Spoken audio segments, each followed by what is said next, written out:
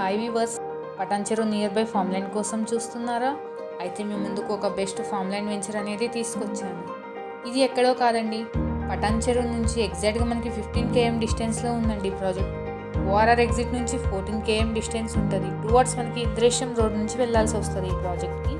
Indresham junction నుంచి ఎగ్జాక్ట్గా ఒక 7 km డిస్టెన్స్ అనేది ఉంటుందండి. Indresham to Begumpet junction side వెళ్ళాలి.